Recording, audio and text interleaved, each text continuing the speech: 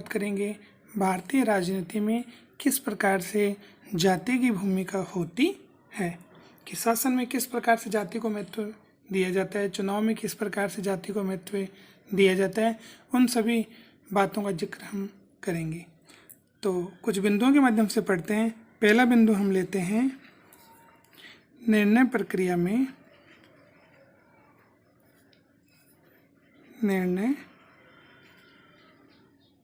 प्रक्रिया में जाति की भूमिका।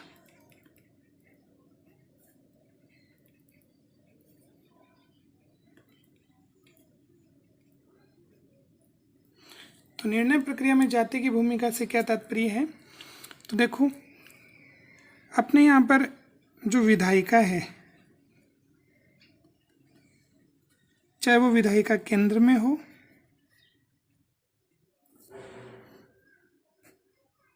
या फिर राज्य में हो,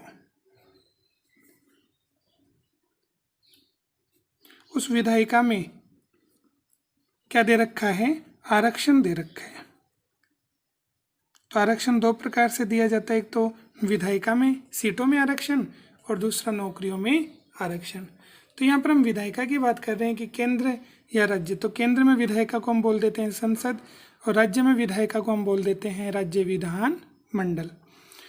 तो इस विधायिका में आरक्षण दे रखा है, ठीक है। और ये आरक्षण किसे दे रखा है, ये आरक्षण दे रखा है अनुसूचित जाति और अनुसूचित जनजाति को, कि एससी और एसटी इनको विधायिका में या सीटों में आरक्षण दे रखा है।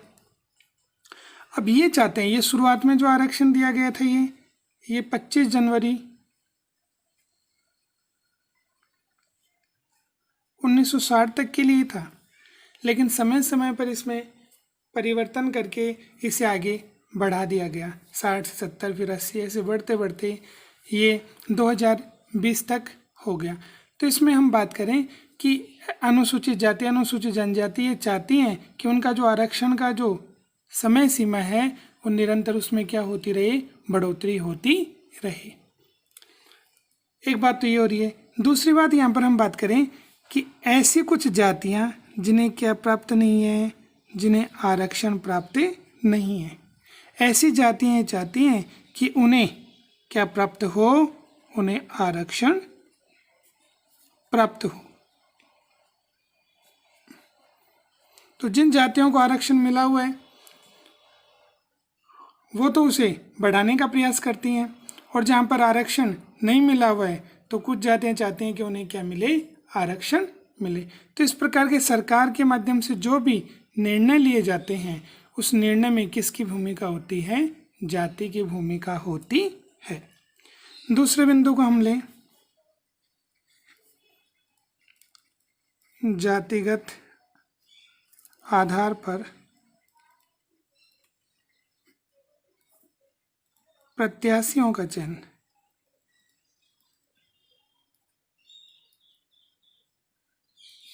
तो जातिगत आधार पर प्रत्याशियों का चयन,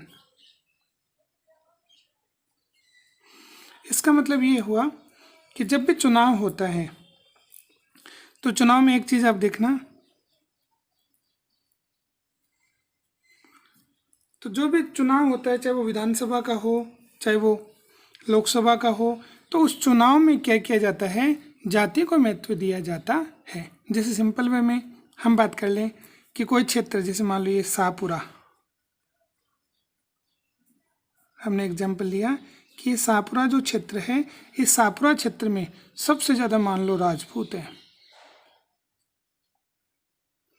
तो जो भी राजनीतिक पार्टियां हैं वो यहाँ पर कैंडिडेट कौन सी जाति का खड़ा करेंगी, राजपूत।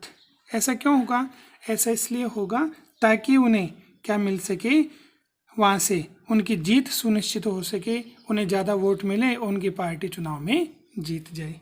तो पहली चीज़ तो ये होती है। अब इसमें दूसरी चीज़ क्या होती है, जैसे मान लो एक पार्टी जैसे बीजेपी हम ले लें, तो बीजेपी ने राजपूत कैंडिडेट को खड़ा कर दिया, ठीक है। दूसरी पार्टी हम ले लेते हैं कांग्रेस, कांग्रेस भी उस क्षेत्र से ही राजपूत कैंडिडेट खड़ा कर देती है, ठीक है। लेकिन यहाँ पर क्या होता है कि जब कई पार्टियाँ एक जैसे ही एक जाति के उम्मीदवार को खड़ा कर देती हैं तो उनके जीतने की संभावना क्या हो जाती है, कम हो जाती है। क्यों? क्योंकि वोट जो हैं वो बढ़ जाते हैं।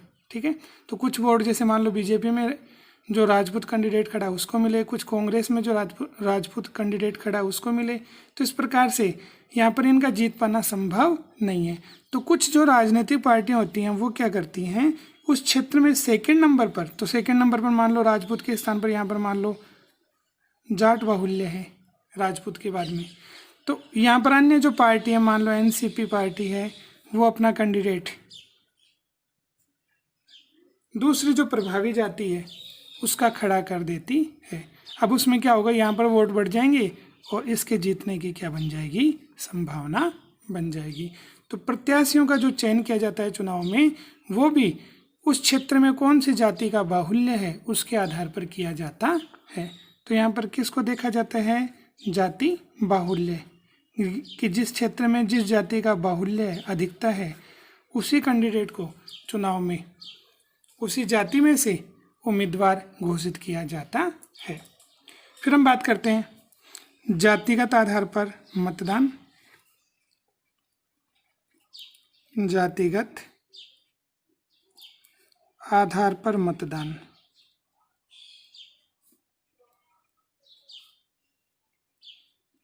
तो जातिगत आधार पर मतदान आप अच्छे से जानते हैं कि जब भी भारत में चुनाव होता है, ठीक है, चाहे वो लोकसभा का हो, चाहे वो विधानसभा का हो, या फिर अपने पंचायतों का चुनाव हो, तो उन सभी चुनाव में हम किसी जाति को आधार मान करके क्या कर देते हैं, अपना मतदान।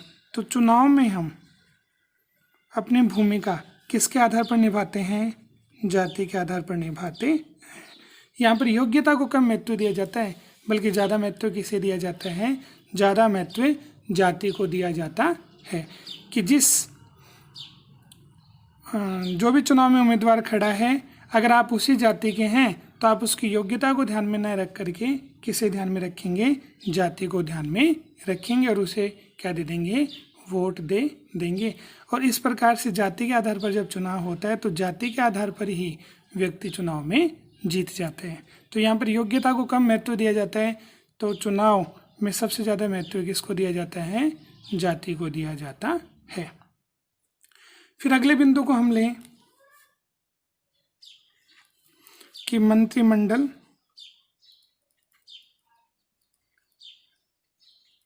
कि जो भी मंत्रिमंडल बनाया जाता है उस मंत्रिमंडल में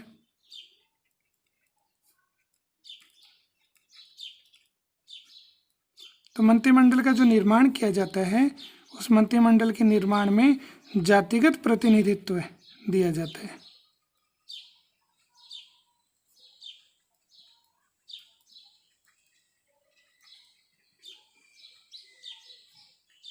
जातिगत क्या दिया जाता है, प्रतिनिधित्व दिया जाता है। वो कैसे, जैसे मान लो सरकार बनी कांग्रेस पार्टी की, तो कांग्रेस पार्टी के जितने भी लोग चुनाव में जीते हैं उनमें से मंत्रिमंडल बनाते समय वो क्या करेंगे, कुछ व्यक्तियों को, ठीक है, जाति के आधार पर चुनेंगे। कि जाति जैसे कुछ व्यक्ति राजपूत जाति के ले लेते हैं, कुछ जैसे मान लो ब्राह्मण ले लें, ठीक है, कुछ जैसे जाट ले लें, ठीक है, कुछ कुमावत ले लें, वर्मा ले लें, ठीक है। ऐसा क्यों किया जाता है, ऐसा इसलिए किया जाता है ताकि जिस जाति के व्यक्ति ने सरकार को जिताने में अपनी महत्वपूर्ण भूमिका निभाई है, ठीक है, उस जाति का व्यक्ति अगर मंत्रिमंडल में होगा तो उन्हें लगेगा कि सरकार हमारी है, हमारे व्यक्ति शासन में हैं। तो इस प्रकार से मंत्रिमंडल का या सरकार का जो निर्माण होता है उसमें जो मंत्री पद दिया जाता है उसमें ज़्यादा महत्व किसको दिया जाता है, जाति को महत्व दिया जाता है। तो सरकार में लगभग सभी जाति के व्यक्तियों को सम्मिलित किया जाता है ताकि दूसरे व्यक्ति को लगे कि हमारी क्या है, सरकार है। लेकिन कई बार क्या होता है, इसमें कुछ जाति के लोगों को महत्व नहीं मिलता है, तो वहाँ पर ऐसा देखा गया है कि सरकार जो है वो समान महत्व प्रदान नहीं करती है। तो इस प्रकार से हमने देखा कि मंत्रिमंडलों के निर्माण में किसका महत्व है, जाति का महत्व है। फिर हम देखते हैं जातिगत दबाव समूह। जातिगत दबाव समूह,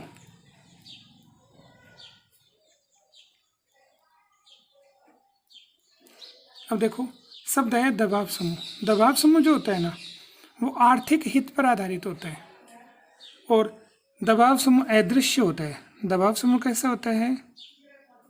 दबाव समूह होता है अदृश्य। इसका उद्देश्य क्या होता है कि जितने भी लोग इससे जुड़ते हैं, तो दबाव समूह आर्थिक आधार पर गठित होता है, सभी के उद्देश्य एक जैसे होते हैं, वैसे ही दिखाई नहीं देता है। लेकिन जब इनके हितों को नुकसान पहुंचता है कि सरकार कोई निर्णय ले और वो निर्णय, ठीक है, इनके विरुद्ध हो, तो अगर ये दबाव समूह जाति के आधार पर बना है तो सरकार कोई भी निर्णय लेगी और वो अगर इनके क्या होगा, विरुद्ध होगा, तो ये जो व्यक्ति हैं वो सरकार को दबाने का प्रयास करेंगे ताकि उन सरकार के निर्णय को बदला जा सके।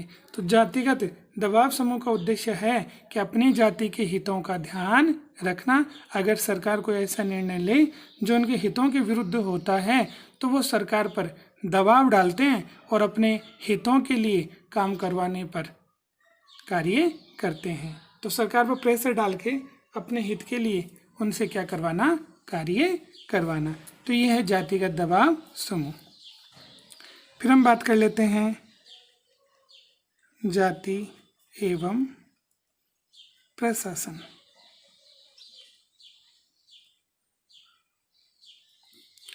जाति और प्रशासन में क्या आता है? तो देखो हमने बात की थी आरक्षण भारत में दो प्रकार से है। एक तो विधायिका में आरक्षण है, जैसे हमने पढ़ा संसद में और विधान मंडल में। तो संसद में तो लोकसभा में और विधानमंडल में किसमें, विधानसभा में क्या दे रखा है, आरक्षण। और ये आरक्षण किसको दे रखा है, SC ST को। तो ये तो जातिगत आधार पर हो गया। फिर जाति के आधार पर हम देखें प्रशासन। प्रशासन का मतलब है नौकरी, कि नौकरियों में भी क्या दे रखा है, आरक्षण दे रखा है। तो संविधान बना तो मूल संविधान में आरक्षण दे रखा था किसे, SC और ST दोनों को आरक्षण दे रखा था। किस में दे रखा था, नौकरियों में। लेकिन फिर आगे जा कर के OBC को भी आरक्षण दिया गया। तो OBC को केंद्र की नौकरियों में कितना प्रतिशत आरक्षण दिया गया, 27% आरक्षण दिया गया। और ये कब से लागू हुआ, 1993। तो 8 सितंबर 1993 को ये क्या हुआ, लागू हुआ। तो यहाँ पर हम देखें तो शासन में भी, ठीक है, जाति के आधार पर क्या दे रखा है, आरक्षण दे रखा है। तो अनुसूचित जाति, अनुसूचित जनजाति, अन्य पिछड़ा जो वर्ग है, इन्हें प्रशासन में भी क्या प्राप्त है, आरक्षण प्राप्त है।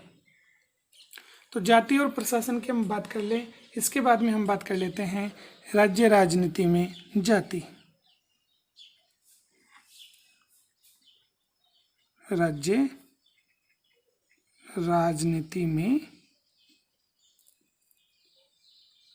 जाति।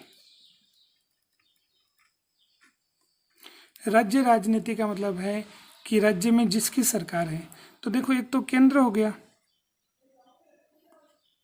तो केंद्र की अपेक्षा, केंद्र के बजाय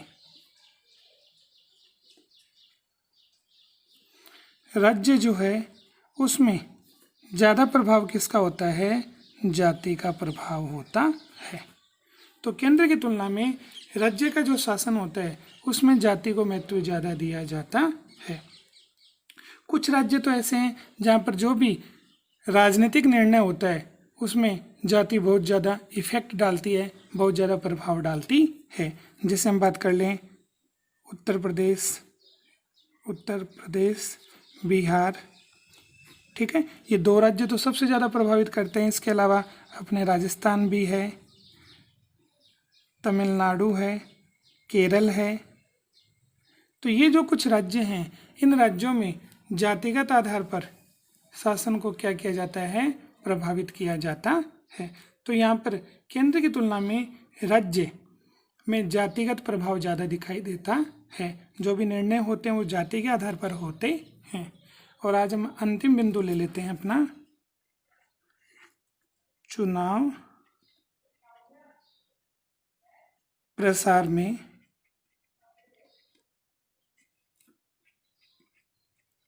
जाति का सहारा।